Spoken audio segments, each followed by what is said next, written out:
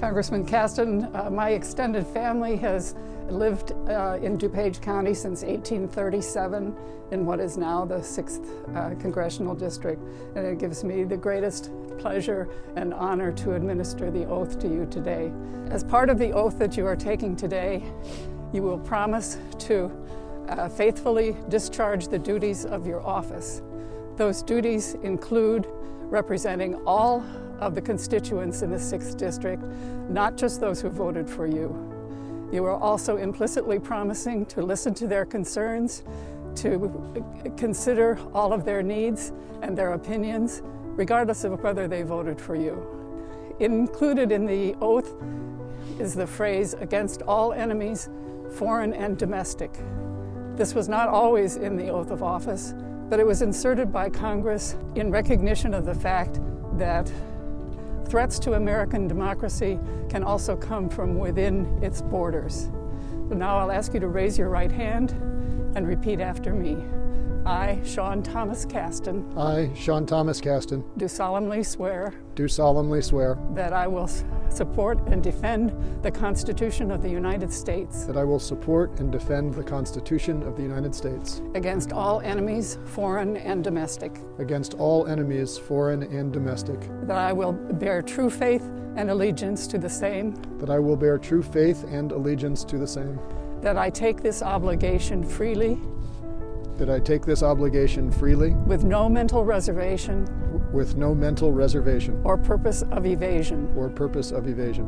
And that I will well and truly discharge. And that I will well and faithfully discharge. The duties of the office on which I am about to enter. The duties of the office on which I am about to enter. So help me God. So help me God. Congratulations. Thank you. Thank you all. Thank you for coming. Thank you for listening. Thank you to Judge Wheaton for your service today and for your lifetime of service to DuPage County. But most of all, thank you all for recognizing the wisdom of my dear former colleague Elijah Cummings, who reminded us before he died that democracy is not a state, democracy is an act. It is an amazing and powerful tool, but only if we use it, hone it, and defend it. Serving as your representative in Congress has been the honor of a lifetime, and it is my privilege to be returning for a second term. A bit wiser, a bit more experienced, but hopefully with no loss of innocence and wonder at this beautiful and fragile experiment that is our American democracy. 2 years ago, we held this event in a crowded room with lots of dignitaries, lots of music and camaraderie.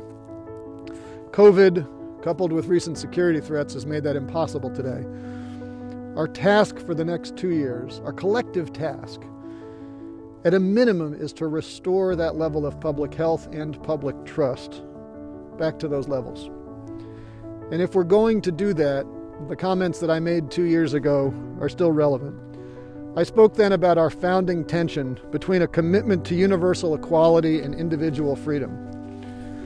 That tension has been the source of every conflict, every internal conflict in our nation's history.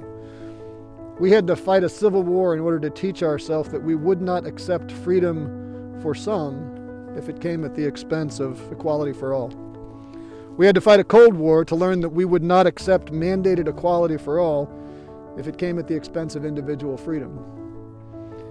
And so here we are today, socially distanced, grieving the loss of nearly 400,000 American souls because some people insisted on their individual freedom to ignore science at the expense of our collective equal rights to health and happiness.